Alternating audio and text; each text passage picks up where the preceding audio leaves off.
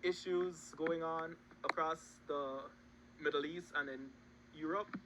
So I'll introduce myself first. My name is Ron Rosado. I have a bachelor's degree in history. I have a bachelor's of art in English.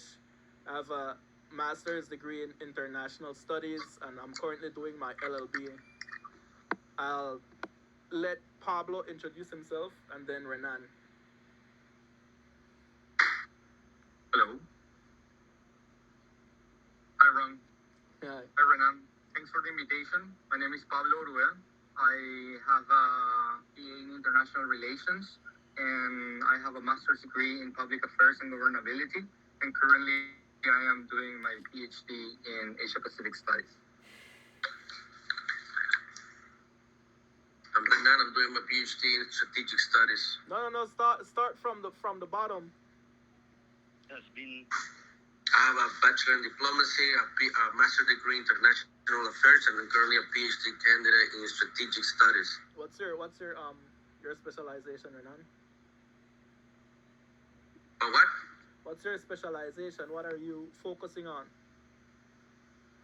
I'm specializing in Western supremacy and China civilization. Okay. Oh, by the way, mine was at my master's level was U.S. foreign policy in the Middle East, war on drugs, and war on terror. Okay, so we'll first begin with the Israel and Hamas / Gaza issue. I don't know which one of you guys want to go first. We can either start with the Western perspective, or we can jump right into the Middle Eastern perspective.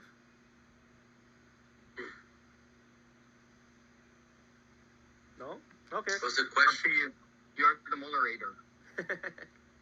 All right, so a lot of people don't really understand the conflict, right? A lot of people either base it on emotion or on what the U.S. dictates, because the West, because the West normally has the media in check, like on payroll. So normally whatever comes out into the world is what the West would believe, right? So we don't get much perspective on the East. So if anyone wants to speak about the Eastern perspective, you can do that. But first, like how I'll start with a quick overview of the history, right? People don't really understand the history of the conflict. The conflict, it stemmed from the end of World War One.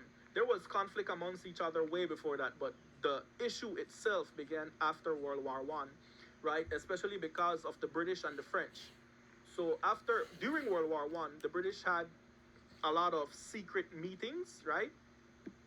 And the secret meetings were held with the French. The secret meetings were held with a family in the Middle East that they wanted to oppose the Ottoman Empire, right? So the British could deal with them, and the British also could deal with the Zionists, right? Because remember, the British were controlling Palestine, Egypt, and a couple others, right?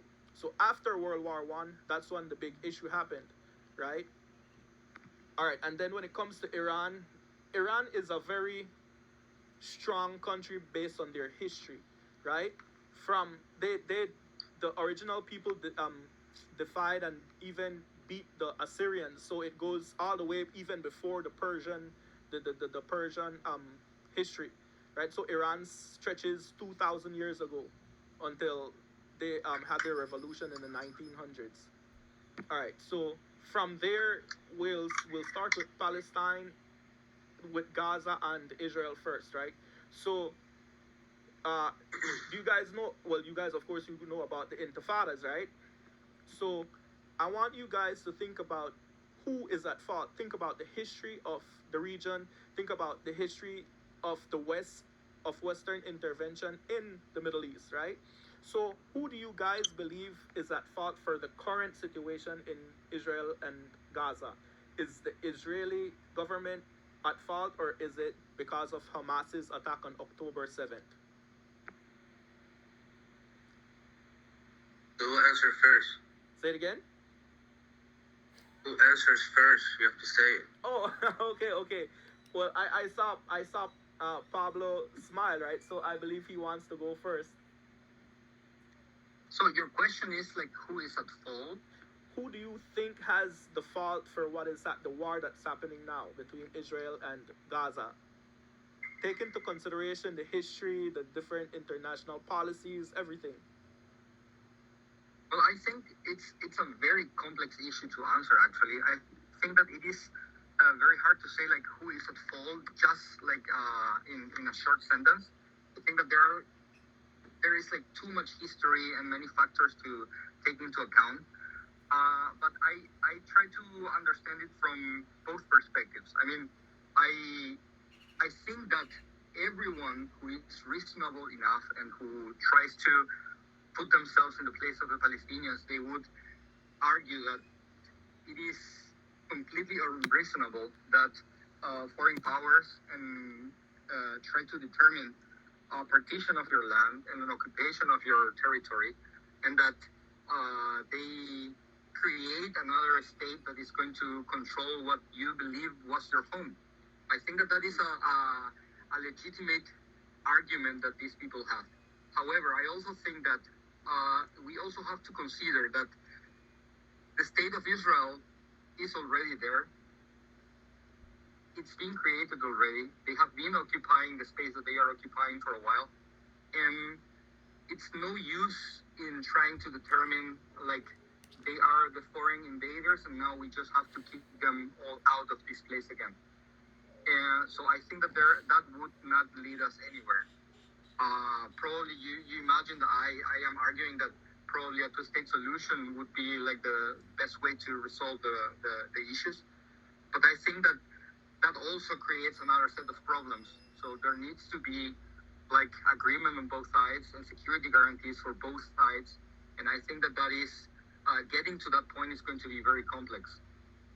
But I think it's the only way forwards if we want to create a kind of arrangement that would be probably not the best for both sides, but it would be a way in which we can have like something for them to expand and live and have autonomy in their own way.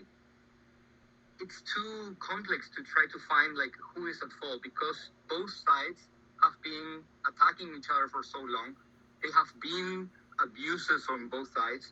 Of course, Israel has a lot of fault because they have more material capabilities than the Palestinians, and they certainly has abused their powers, and they have abused the material capabilities that they have into getting the space that they need to pursue the interest of their own state. Still, this doesn't make, I mean, it's understandable, but it doesn't justify actions that like military groups of Hamas and Hezbollah that have been carrying against Iran. So I think it's hard to think about like who is at fault because they have both been attacking themselves for so long, and I think that it is not really useful either to consider like trying to find who is to blame for this issue. Okay. Renan, so Pablo basically he's saying that he sees both sides and both sides have some sort of fault. Do you agree with that? No. Okay. Elaborate for us. Well, yeah, the historical complexity has to be taken into account, but we need. But if you want to judge who's at fault, like what you just asked, we need to realize what are they doing? Talking about bombing hospitals, bombing schools, bombing children, bombing United Nations diplomats, displacing people into refugee tents, refugees, and bombing the refugees' tents. In broad daylight, in front of the cameras, live streamed before the whole world. Is that something that should be posted as an element in the question? Of course, because we're talking about the crimes of the crimes. Committing a genocide is the crimes of the crimes. This is not even a genocide. It might be even called a termination or a supremacist termination based on racial supremacy. So who's at fault? We can discuss like Pablo is saying like because they have more material capabilities, but we can discuss all day what would Hamas, for example, would do with those material capabilities. But should we talk about what would they do? What are they saying? Or should we talk about who's doing it? So they're not the same thing.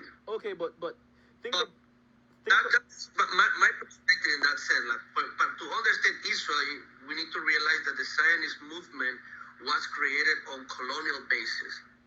Let's first need to realize that the Jewish in Europe have been segregated.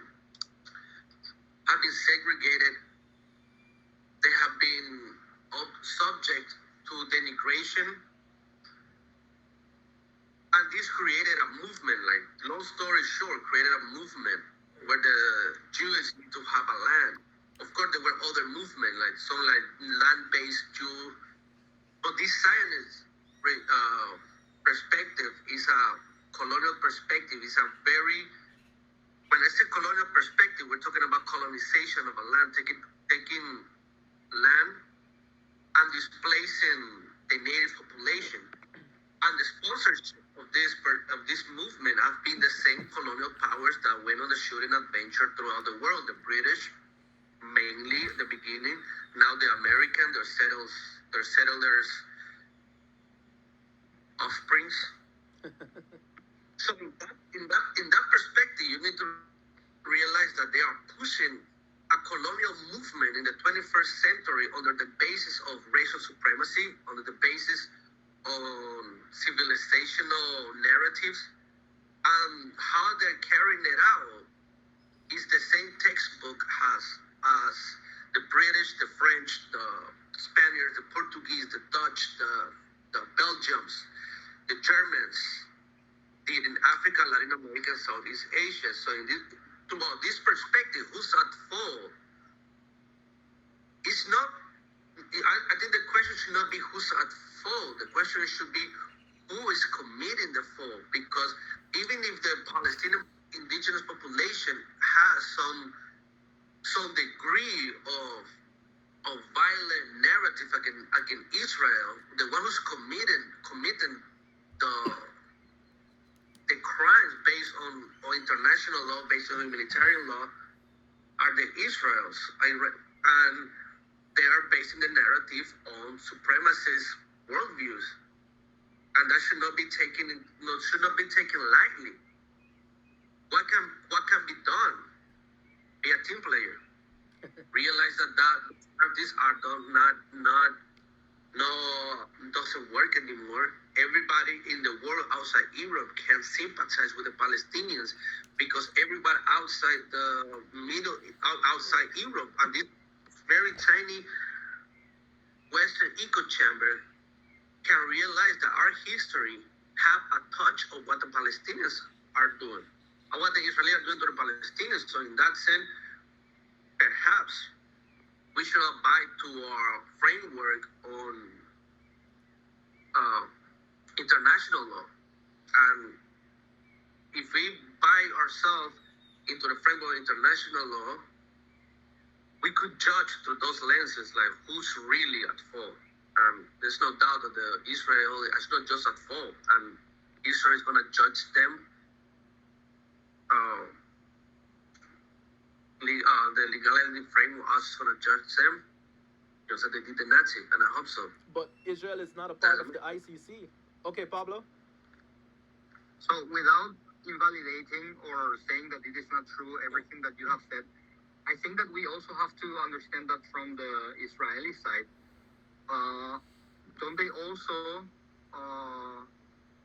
aren't they also right when they say that Hamas has launched indiscriminately rockets or bombs to Israel, and that they have targeted maybe not specifically hospitals or schools, like you said, but they have landed in areas that are populated by civilians, and that they have occasionally either hit near or around schools. So I think that we cannot also disregard their point of view that they have also been attacked.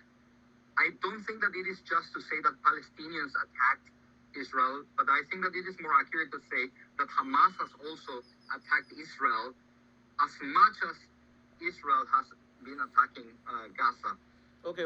Before you jump in, Renan. So before Let you me just wait. Before you just jump, hold on. Before you jump in, right?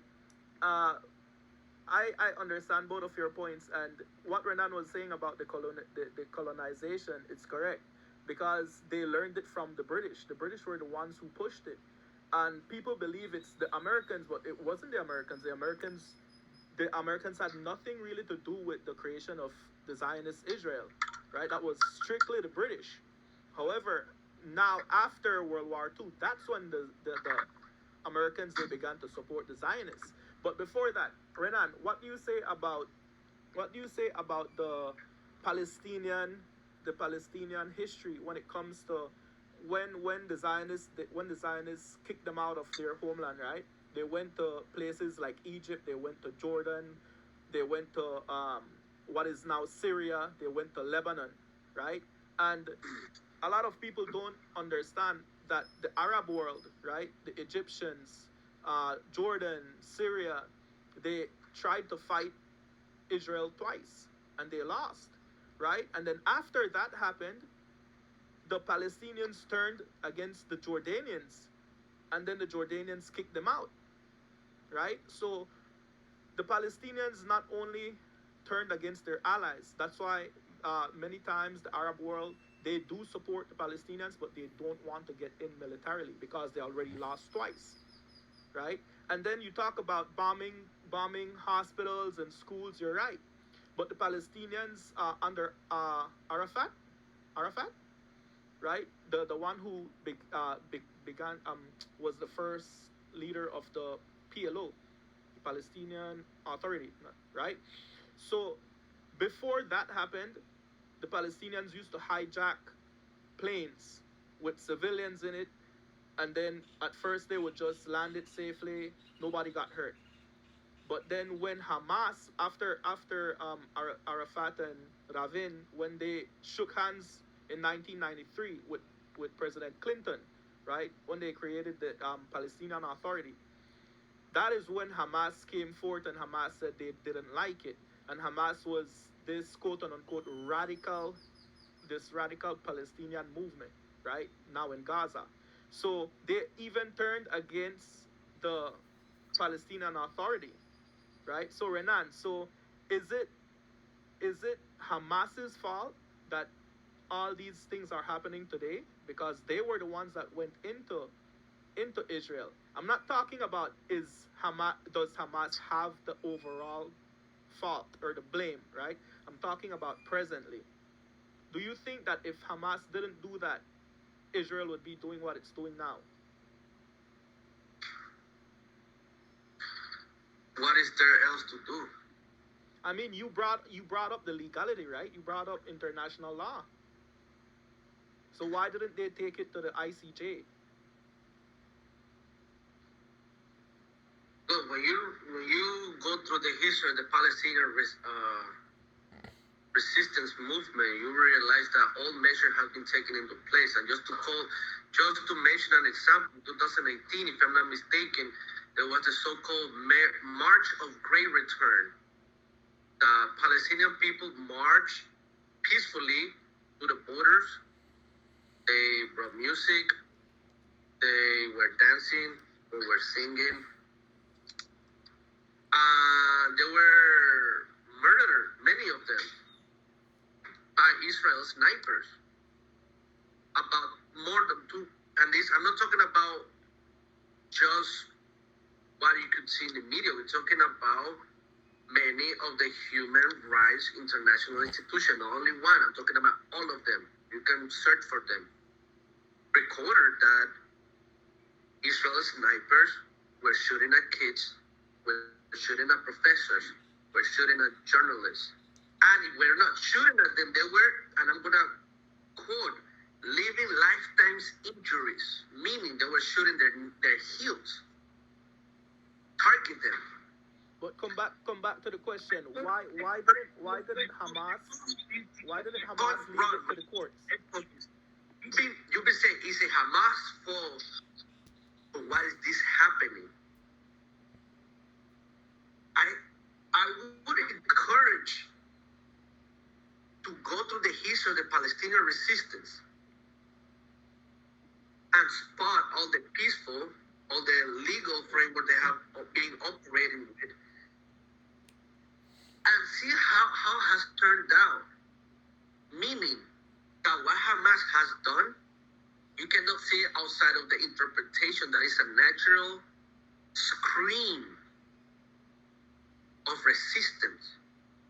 It is when you exhausted all means for peace, all means for have a life with dignity, all means to be recognized as a human being. When you exhaust all of that, and let me remind you that I'm pretty sure you already know about the so-called long the grass Israeli,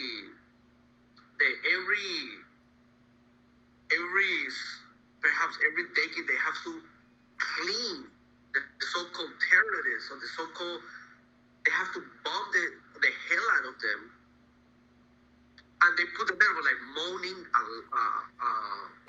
the grass. So we're talking about this some sort of extermination by a doctrine that tells you you need to kill every type of resistance, every here and there. And how do you kill them? Genocide? You made it absolutely any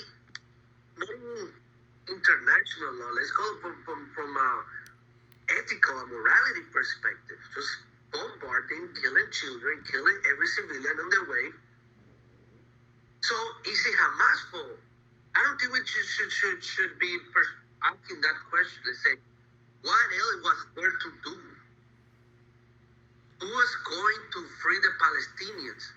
You think like they were going to put out a white flag and they were going to be conceded all their wishes? Google, try all the peaceful resistance that Palestine have done. NGOs, international institution, every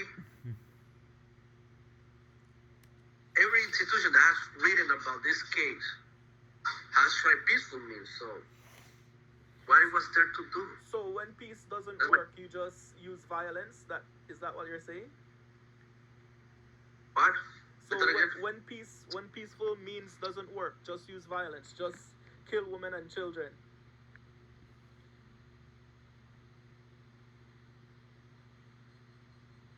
My point is, and let me quote myself again. It's a natural expression of resistance. If you put a people under those circumstances for decades, and you kill every attempt of peaceful resolution,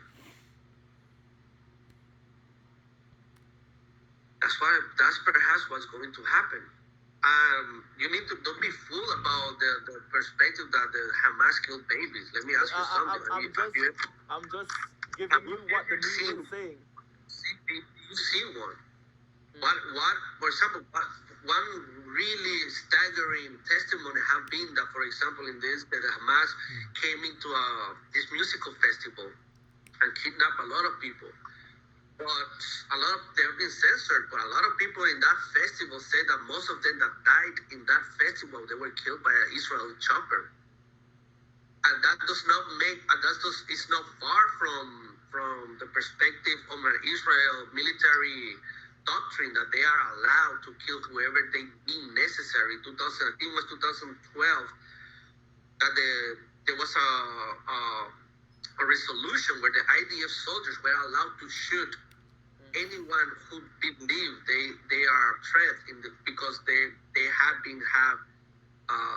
kids with bombs coming at them. So about those experiences, they paused a lot. They were like, if you believe that you're on a threat, you are free to shoot. And a lot of people in that concert said, like, what happened is that this Israel helicopter showed up and started shooting at everybody Okay, but because they didn't know who but was and who can't was. we can't prove that, right? We can't prove that. We need to stick to data. I've heard it before, but if we can't prove it, I don't think we should talk about it to that extent. Pablo, what do you think about? I don't know. Why don't we have proof of that? Can you show us the data? Why was not there not allowed an international investigation on the topic? I mean, if Why they were not? you can Because say they were not allowed. They were allowed to conduct investigation on that day. No one outside of the Israel government could investigate that. All we have is some sort of splash testimony that are circling, but all of the testimony have been censorship by the Israeli government. Okay, They're hiding. Pablo. So what do you think about the previous question about the fault game? If Hamas didn't do what they did right on October 7th, do you think Israel would be doing what many considered a genocide today? I don't think it would be to the scale that that the tensions are right now. But I think that from time to time, Israel will try to keep trying to push Palestinians out of their land and try to take control of more space, like they are doing in the West Bank in Cisjordania. They push away farmers and they try to encourage Israeli people to be occupying more and more land. I think that probably that would be a strategy that they would keep pursuing.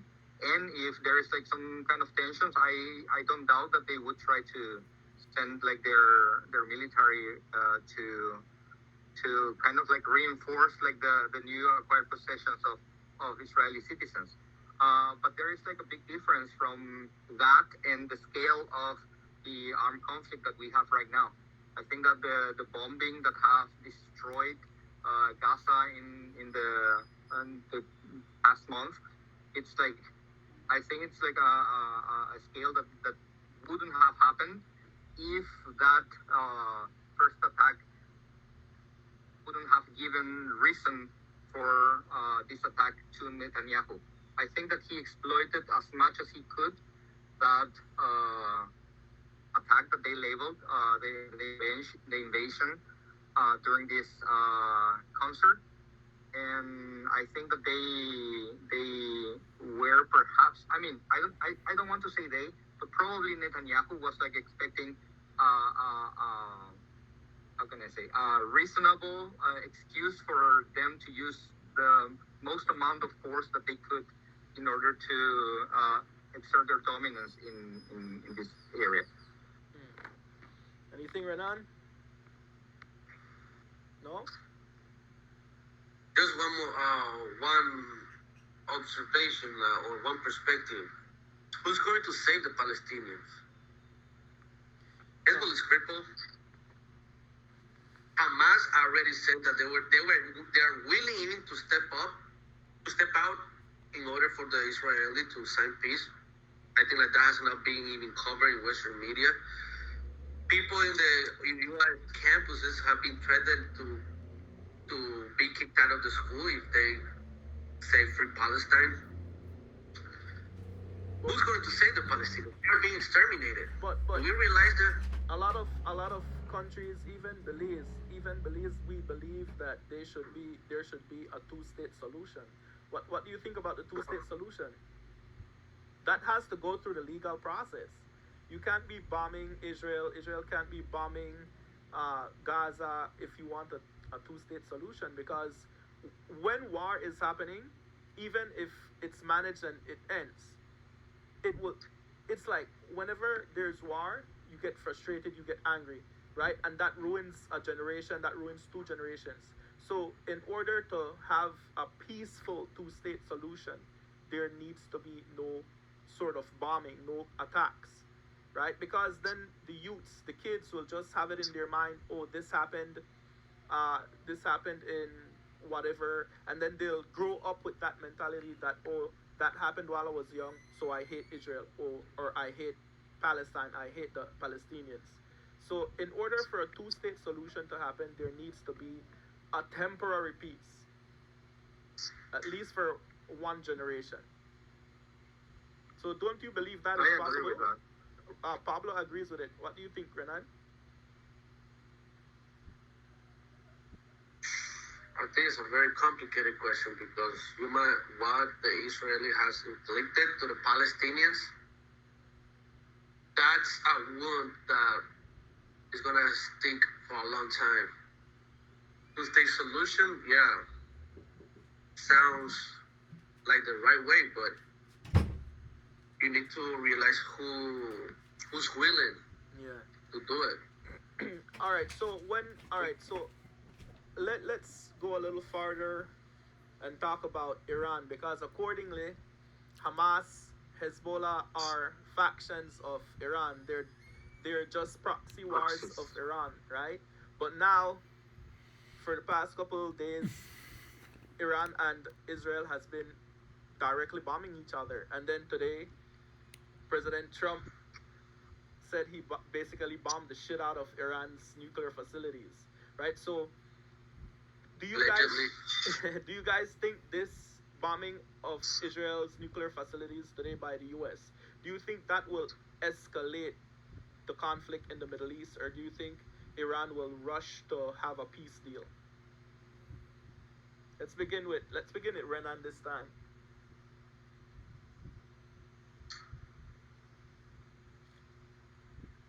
I think like the first thing to take into consideration to see Iran and Israel conflict, you need to see it from the lens that Israel is some sort of brigade, a Western so-called civilization, a so-called empire. They're like their agent. It's like the ambassador of Western supremacy in the Middle East. And in this lens, you need to realize that the region is changing. Israel had a military supremacy. He defeated all his neighbors.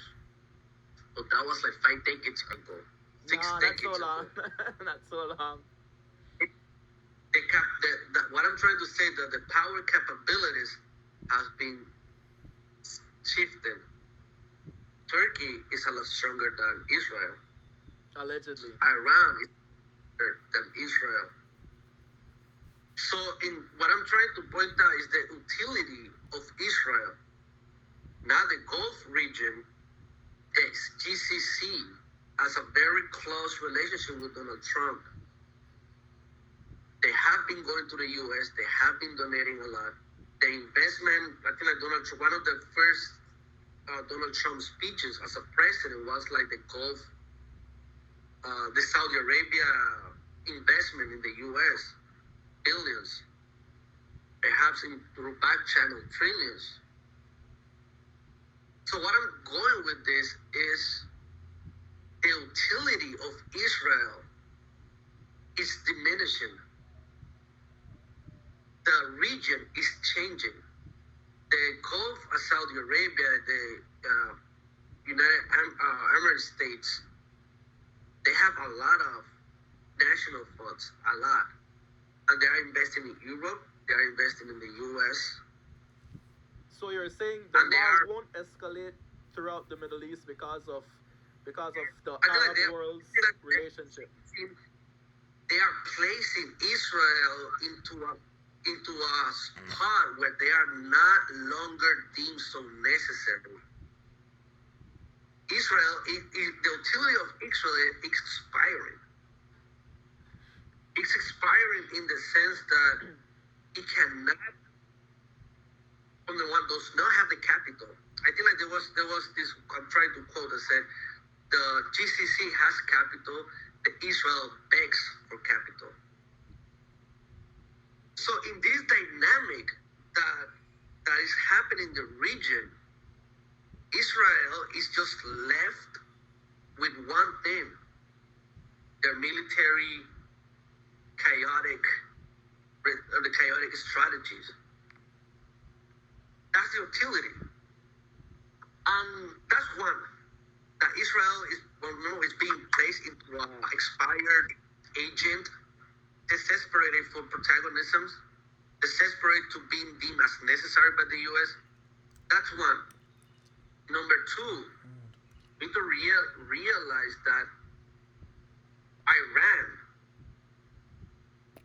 has have nuclear experts on their side.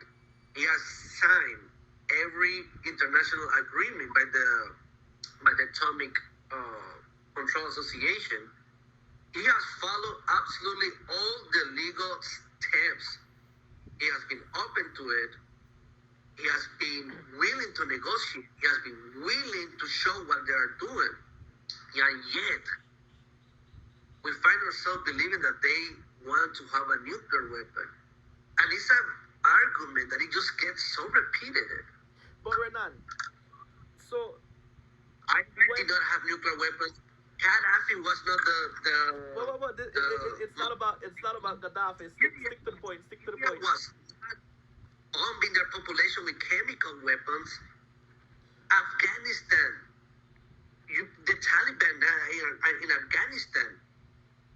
I mean, the script just. I think the world who has a sober perspective are rolling their eyes at this when Donald Trump said they cannot have a nuclear weapon. Like, we heard this so many times. But wouldn't you? And we know you.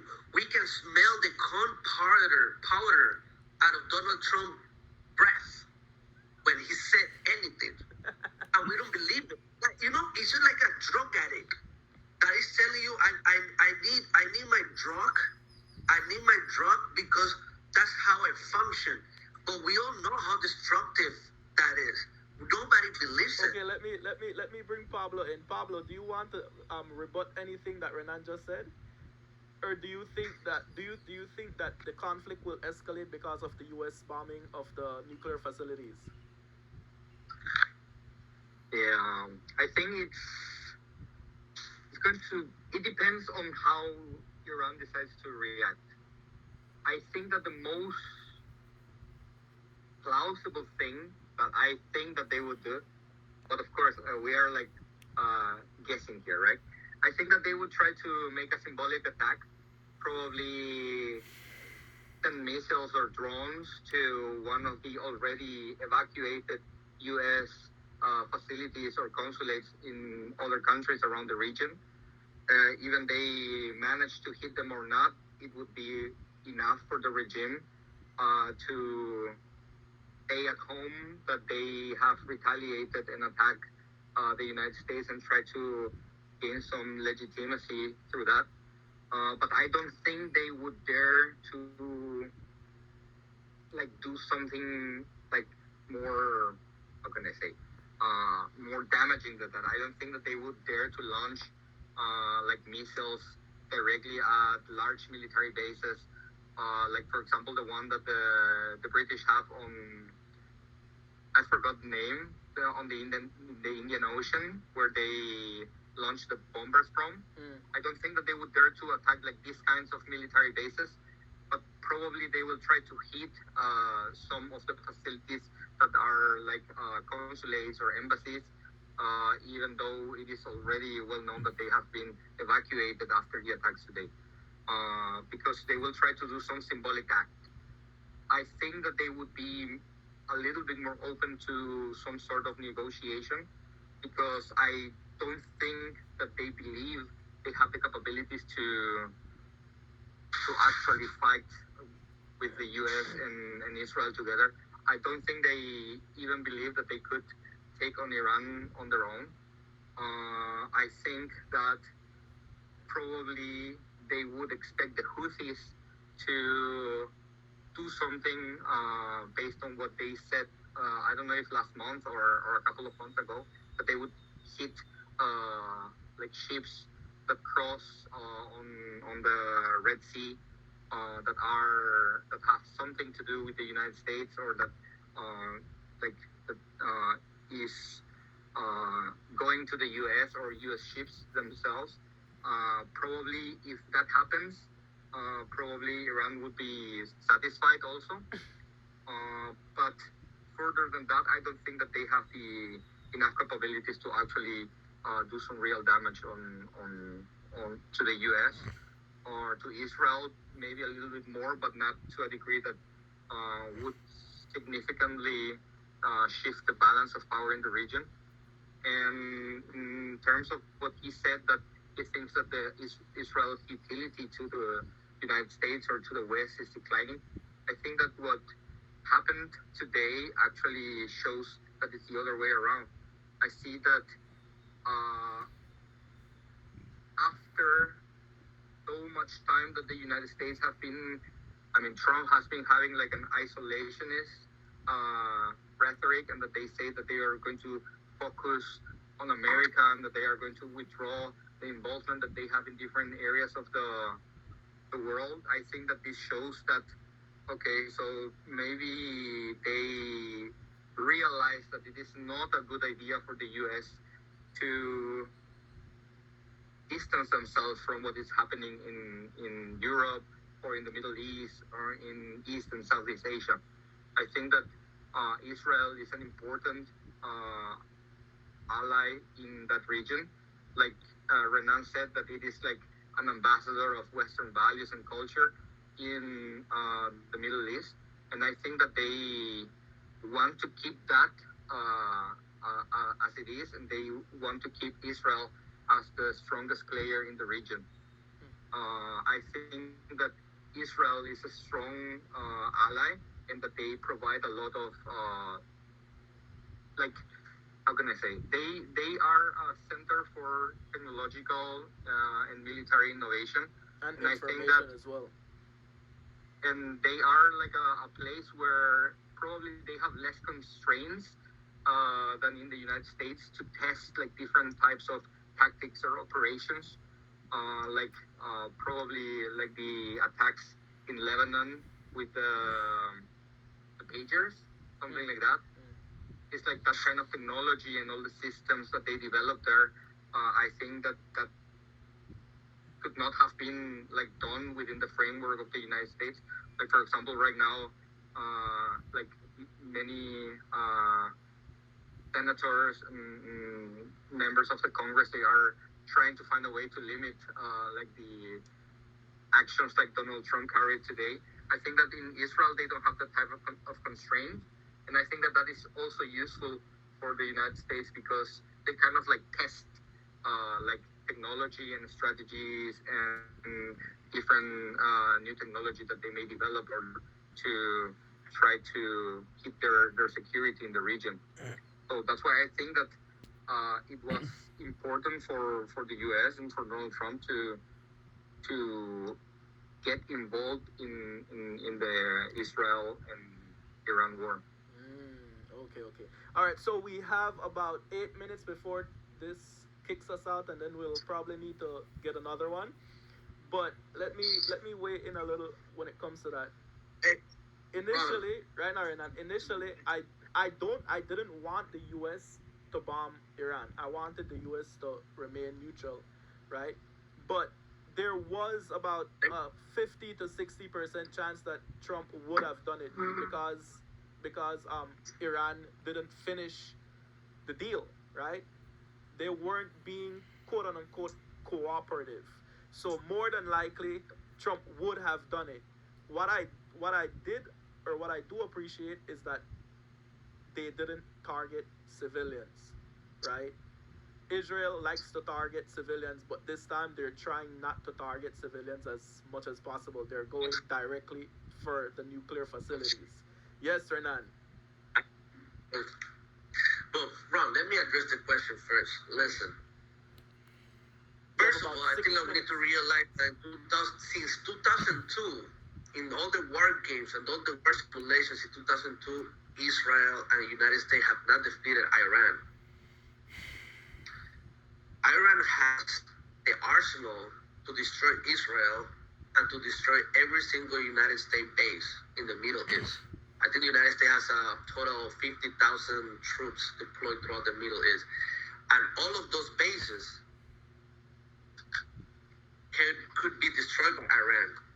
Like, let's not pretend that Iran is this backward country that is you're going to obliterate it into submission like Iraq.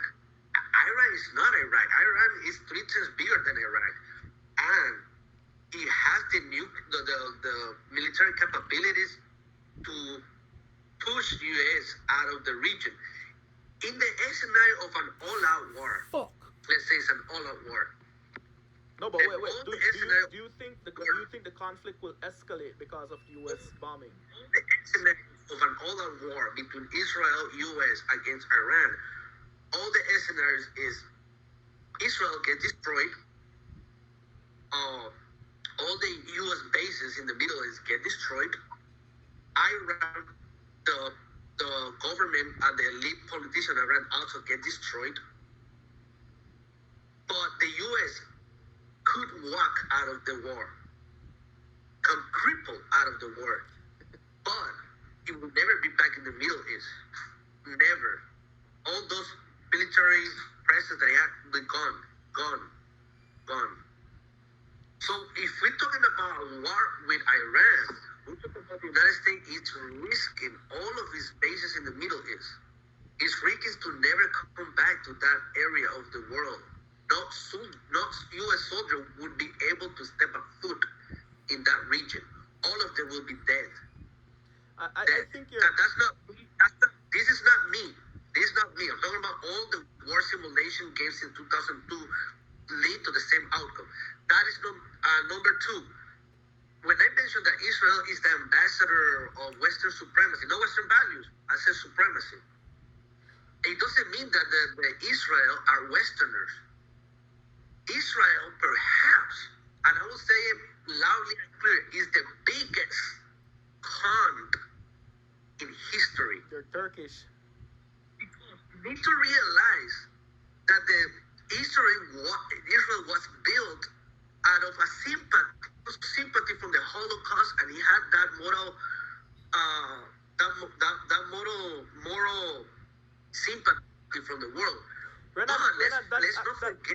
actually not true. The Zionists existed from the late 1800s. They were trying to do this from before World War I.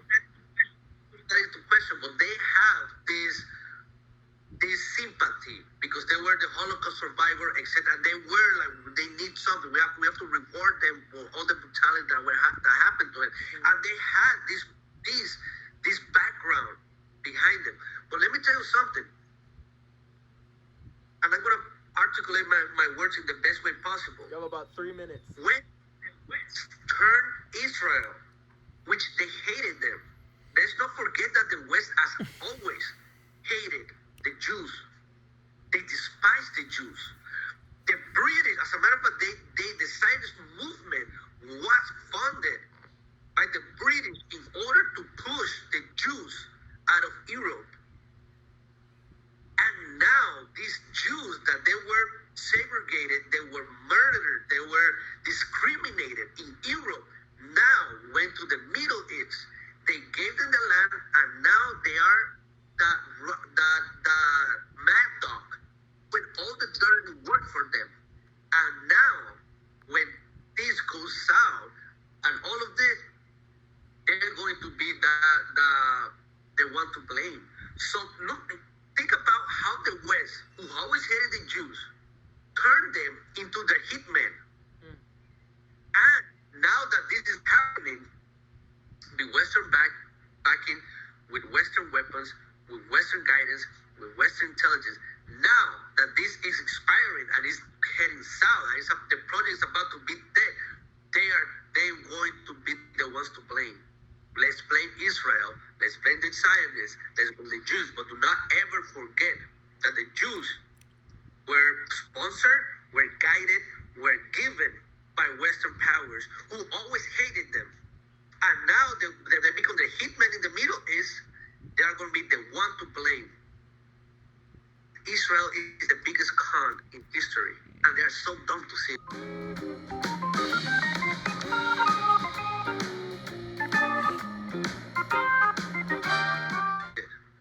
They think they're relevant. Well, we basically have two countries that have been fighting so long and so hard that they don't know what the fuck they're doing. Do you understand that? Do you have any response to Iran?